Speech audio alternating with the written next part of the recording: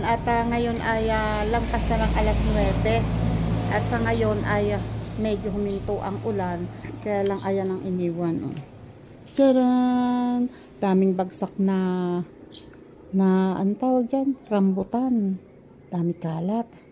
At syempre, madumi. Ew. Okay. Ako naman ay hindi makakapunta pa sa kubo. Titingnan ko mamaya kasi makulimlim pa din. Although, ayan o, naglalabasan ang mga ibon. Pero, titingnan ko pa rin kasi nag-aalala ko. Palagay ko wala akong madadat ng maayos na halaman doon dahil isang linggong ulan na tuloy-tuloy. Mahirap. Baka ano kasi nalulunod din ng halaman. Pero titingnan natin. At sa ngayon ako may maglilinis muna din Aba naman, ang aming harapan ay para ng nilayasan. Parang wala nakatira. Ayan na si Sanji. Ay, hindi ko maipakita sa inyo. May ginawang milagro si Sanji. Wait, lilinisin ko. Si Sanji, naabot yung agos ng tubig. Ayan. Hindi ako sumandal muna. Sandali lang ako yumuko. At nilinis ko yung pinagdumihan ni Sanji. Ay, Diyos ka pa. Ay, kundi tumuwid muna. At masama. Yun ang kalaban ko pag ganitong taglamig. Ang aking sasapnan. Wait. Yan o, maagos yung tubig. Sayang. Ano kasi ito o. Dami ng lumot o.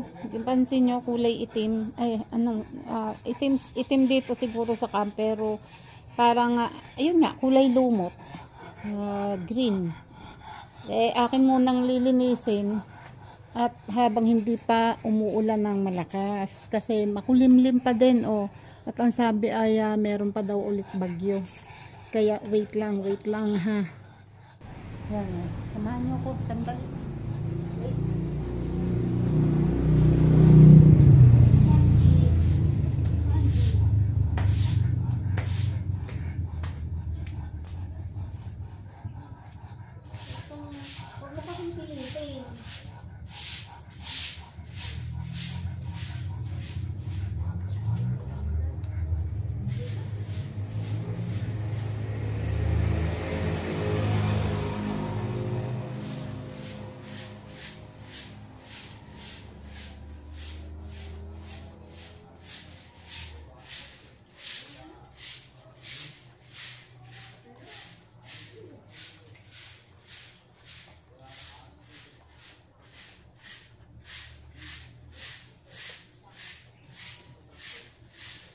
Hirap paanudin ang ano.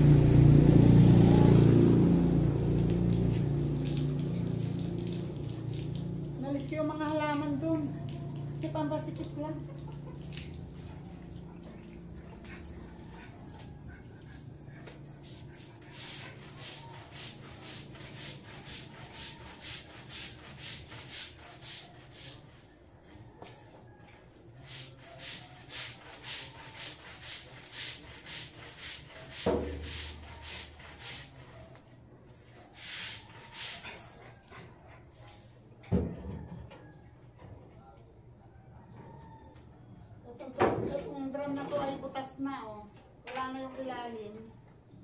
Dadalhin ko sa kubo.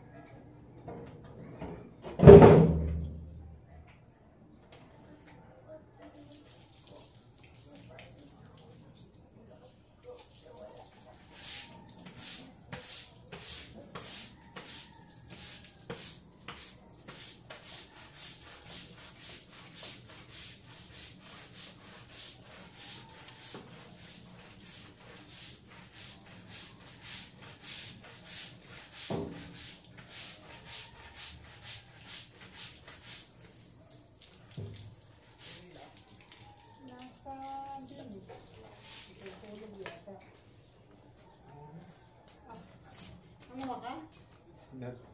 Nabali yung aking avocado. Hala. Marami? Nung isang Madami? siguro may 100 piraso. Eh, napagkakain na namin, tsaka na pinamili na. Ay, Nahinog na lahat yan. ay siya. Nako. Thank you. Oo Kayo, nga. yung kayo rin ilagay mo sa rep pag hindi Kaya ano, nakakain. yung nang dati, nilagay ko sa rep ayun, ginawang ice cream na ito. Ate, madami ulit yung avocado.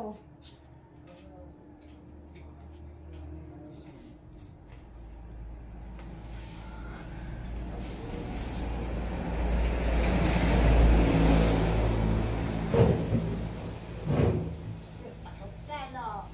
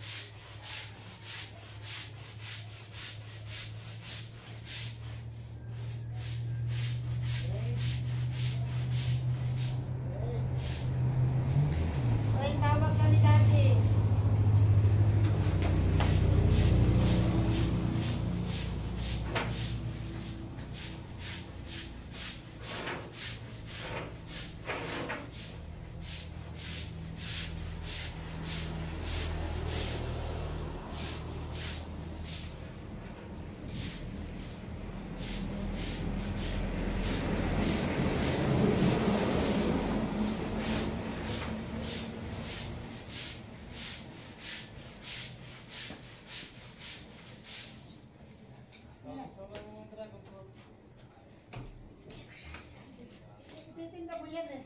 Tinda ko na. Tumitin ka na. Meron pa yung galing ng Potato.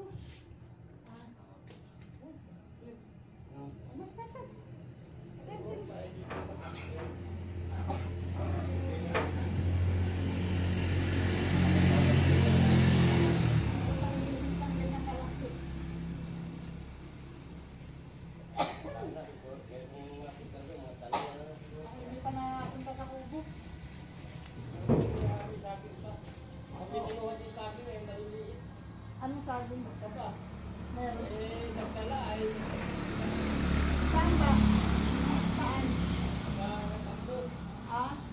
Naku po.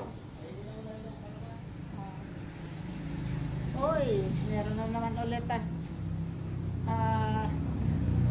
blessings. Kanina si Mayo yung ano ang dala. Yung ano tawag doon?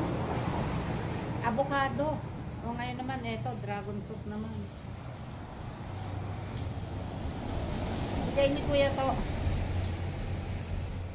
Uy, eto na ako. Wait lang.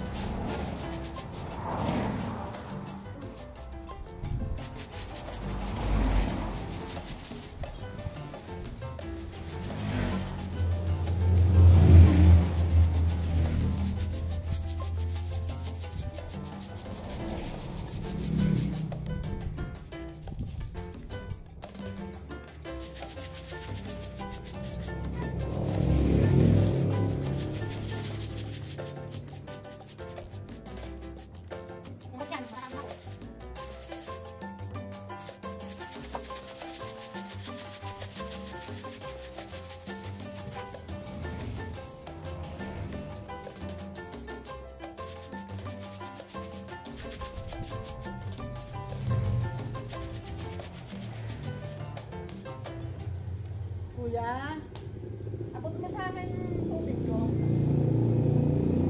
Ito ang tubig. Abot sa lamesa. Oh my God. Yang ega na. Oh, nahaw na ako. Wait lang. Nakakauhaw kaya. Ang aming manok kawawa naman.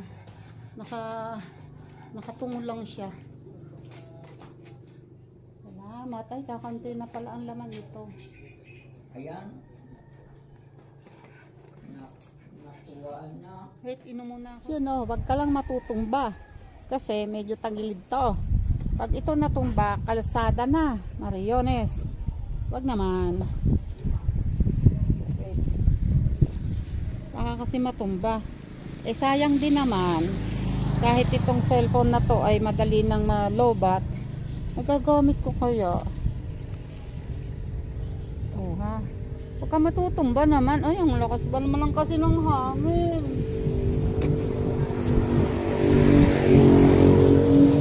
Lakas ng hangin. Delikado. Baka matumba.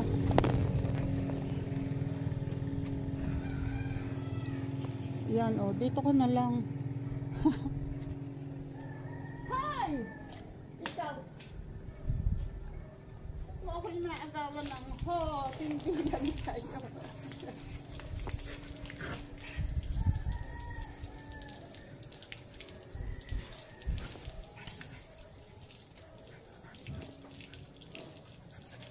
Sorry, hindi mo yan abot.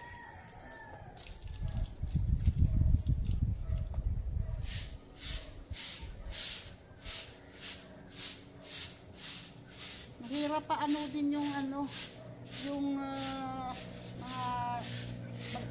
bagsak na dahon.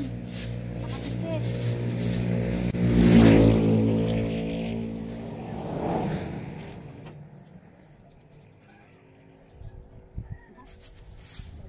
Bawasan.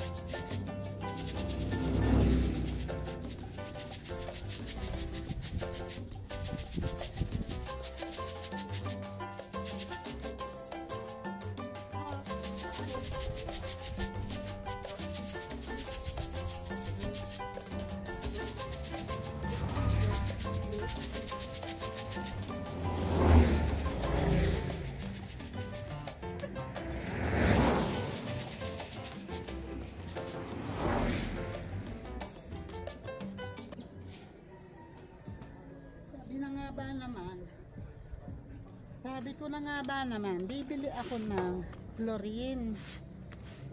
Ayun tuloy, anong nangyari? Di magtiis ka. Magtiis kang kung bumili ng chlorine, eh magkano lang yung chlorine? Walang kahirap-hirap, budbud lang. Kalimutan ko kasi.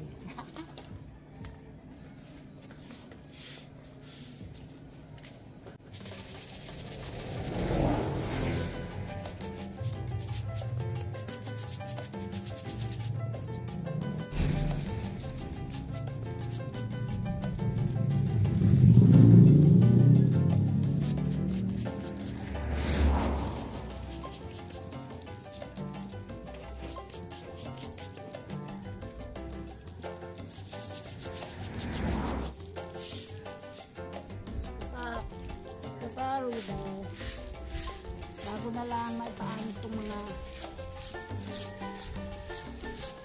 lalak na ito.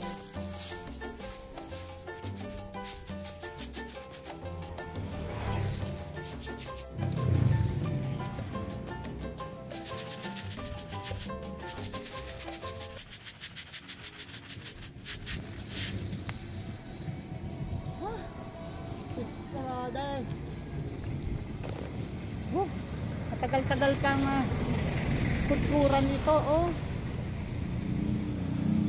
Laki pa yan. Hanggang doon pa. Kaya, mamaya na lang kayo. At ako'y lalong napapagod. Palagay ko yung may mga nagtatawa dyan na sasabihin na, pagkabakal ba naman? Ayaw maglaway ng tubig sa timba. Yaan nyo na.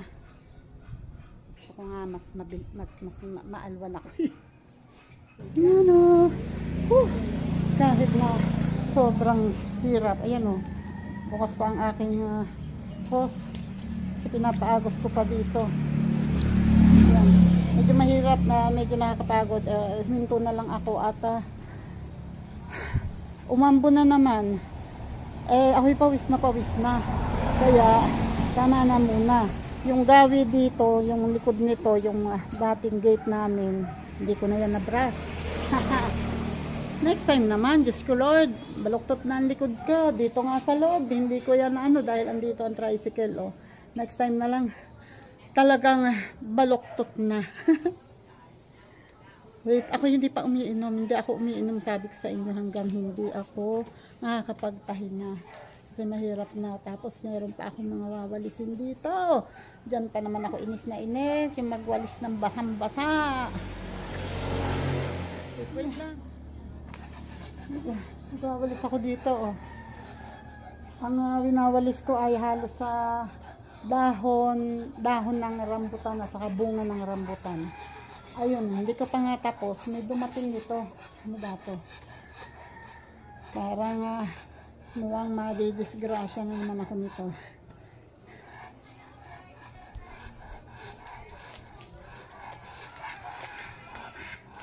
Ano date ngayon? 25. Kaya naman pala, meron na ulit Judith. Si Judith dumating. Tcharam! Oh! My God. My God. 2026. Eto na naman. Hindi pa nga nasahod. May babayaran na. My goodness. Eto yung sinasabi ko. Pinawalisan ko to. Ito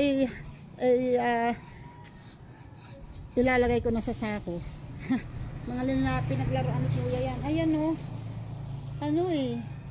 Mga bagsak na bunga ng rambutan at na dahon at sanga.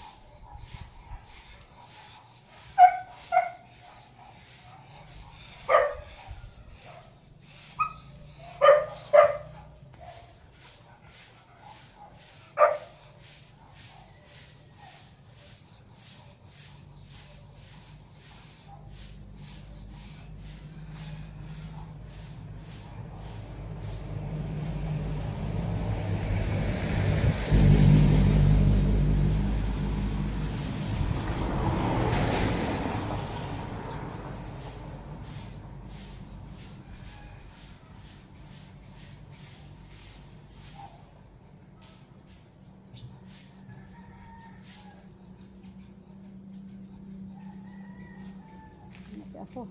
Ayun no. Ang manok tuntua. Kaya hindi ko inaalis yung pinagbiyakan ko ng buko. Kasi inaanay yan. At yun, tuntua ang manok tumuka ng anay. Yun ang gusto niya. Binigyan ko siya kanina ng bigas. Ayaw niyan tukain. Pero ayun no, yung anay. Nag-enjoy siya. Diba? Yan yung nag-iisang manok namin na dating nakatali dito. Ay nakawala nagwala siya dahil pumasok siya dito, kinuha yung sitaw namin, nagulat, nagwala, naliit yung paan niya, nakalusot dun sa tali. So, nawala siya ng 2 linggo. 2 weeks siyang nawala. Pero, siguro ngayon ay mga 3 araw nang nandito ulit. Diba? Nakakapagtaka, diba? Pero anyway, ang importante, nakauwi na. Ayan o. Dito lang siya, hindi siya lumalayo.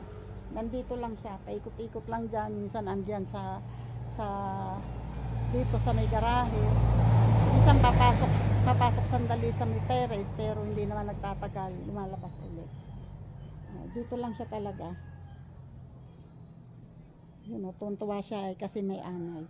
At ito naman mga ito ay dadakutin ko yan. Pwede ko sigurong ipaanod sa bahayan kasi nabubulok naman siya, wala siyang plastic, puro dahon at saka bunga ng rambutan. So pag ganun ay tulad nito kaya hindi ko isinasama sa winawalis, ilalagay ko yan sa sako ng basura kasi hindi yan nabubulok. Pag nabubulok, okay lang. Para sa akin ha, pinapaanod ko kasi nabubulok naman siya. So, maaaring sumama siya sa tubig or sa lupa. So, magiging pataba pa. Kaya lang, sobrang pangit kasi dito kanina talagang etong mga ito aalisin ko rin yan. Eto, mga pinaglaruan ni kuya yan. Kaya hindi ko inaalis. Pinagkukuhanan ko nga ng anay ng manok. Pero ngayon parang hindi inaanay ngayon. So aalisin ko na yan. Okay. Ganyan lang kahirap pagka yung galing sa bagyuhan, galing sa ulan ng matagal. Talagang ang daming linisin. Di pa ako naglilinis sa loob ng bahay. Yung sahig ay medyo hindi magandang tingnan. Dito na lang sa aming terrace, basang-basa. So, tuyuin ko pa yan. At saka yung loob, hindi ko pa namamap. Pabalik-balik kasi si kuya minsan at saka ang mga bata nandito. Itong terrace namin, itong garahe, madalas ay nababasa dahil yung tulo doon hindi maayos yung walang downsprout doon kina ate. So, ang tulo ay nagtatalsikan at saka itong gutter namin ay hindi maganda ang pagkakalagay ng silan. Kaya ayun, ang tuluan dito ang pangit. May bubungkang ang maayos. Basa din naman yung flooring kasi inaagusan. Kaya lagi na lamang may anong tawag dun? May lumot. Magaling lumutin. Okay. At ayan, pasensya na kayo. Ganito lang ako ngayon. Hindi ako makapunta sa kubo. Pero gustong gusto ko nang pumunta sa kubo kasi yung mga tanim ko, hindi ko alam kung may natira ba o nalunod ng lahat. Pero anyway, sana tumila na. Sana mawala na yung lahat ng mga bagyo na yan. At sana lumihis. Dahil kawawa, lalo na yung mga nasa binabahang lugar, kawawa naman. At sa mga, yung mga may land,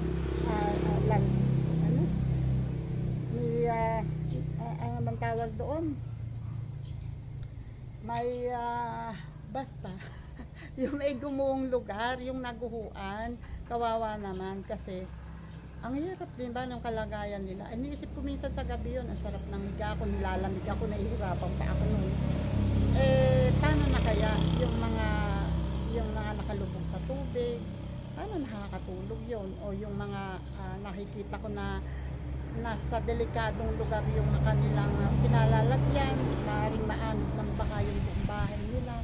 So napakaraming mas worse na ang kalagayan kaysa sa amin. Kaya ako, hindi na ako nagre-reklamo kahit na nahihirapan ako ngayon na marumi itong paligid, okay lang kasi at least safe kami sa bahay namin. And sana yung iba maging makaramdam ng komportable sila kung saan man silang lugar ngayon. Sana may mga makatulong sa kanila. Okay. At shout out ulit dyan kay Sir Jerry's Toy TV. Ingat po kayo palagi. At sa iba pa, shout out sa inyong lahat. Maraming salamat. Pasensya na kayo ang kamay ko ang dumi. Pasensya na kayo kung ganito lang ang aking naigagawang vlog ngayon. Sa bagay, wala naman talagang maganda. Wala naman talaga akong magandang vlog na nagagawa.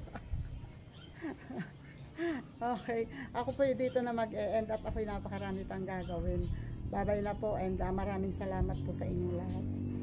Ingat po tayong lahat. God bless.